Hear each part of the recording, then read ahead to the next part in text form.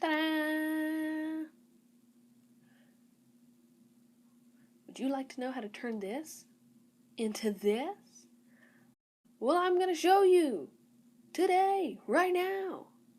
Ta-da! Garlic, salt, rosemary, and cinnamon out of Tic Tacs. Ta-da! How to make travel-size spices and whatnot. How to. Rosemary, cinnamon, and garlic salt. First, you're going to need an empty Tic Tac box, your average size. You're going to need a paper plate, doesn't matter, and a knife. You're also going to need whatever kind of spice or whatever you're going to put in it. So first, you're going to open the knife, or use whatever knife, and scrape off the label. It's easier to do it like a straight razor, like how you take stickers off of a car windshield. Ooh, don't cut yourself. You need to be careful. Now I'm just fast forwarding, blah blah blah. Okay, yeah, now I took it off. There you go. See? Clean. Sort of. Now you're going to put the knife away safely.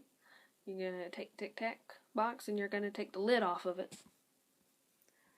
It makes putting the spices easier into it. And you're going to take a paper plate, you're going to fold it in half, and this also makes it, this is an easier way to pour the spices into the Tic Tac thing, as you'll see in a minute.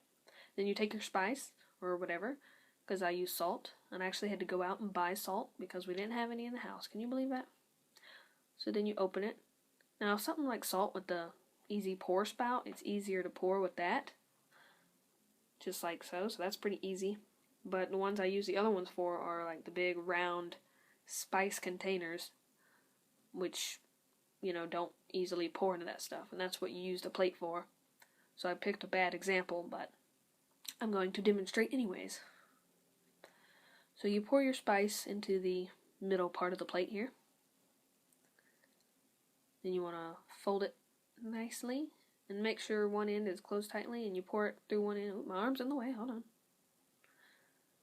And it just pours right in there pretty easily. Mostly mess free. My arm's in the way again. And I'm just trying to show you here, so you can see it going through.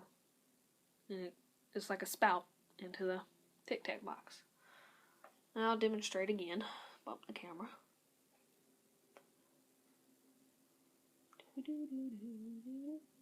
Okay, let's see if we can show it this time. There you go.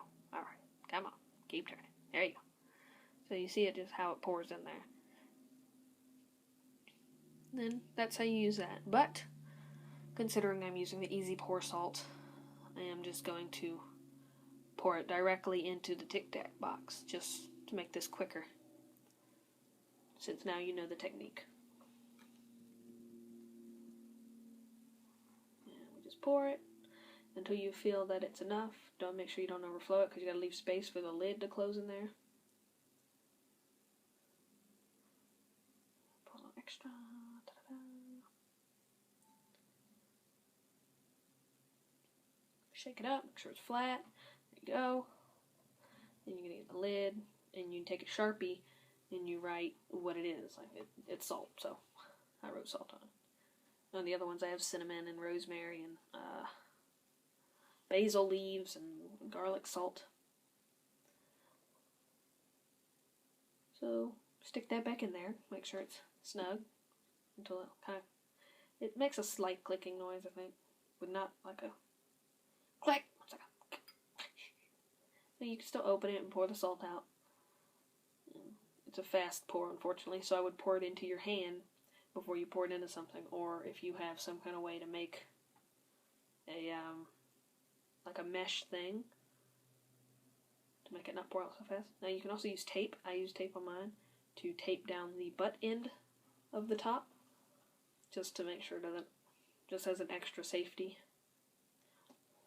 You want to make sure it doesn't cover up the hinge, that way it's still open.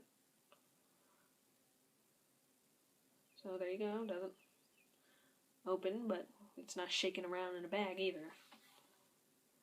But there you go. I gotta go, tired of going solo, but I'm never gonna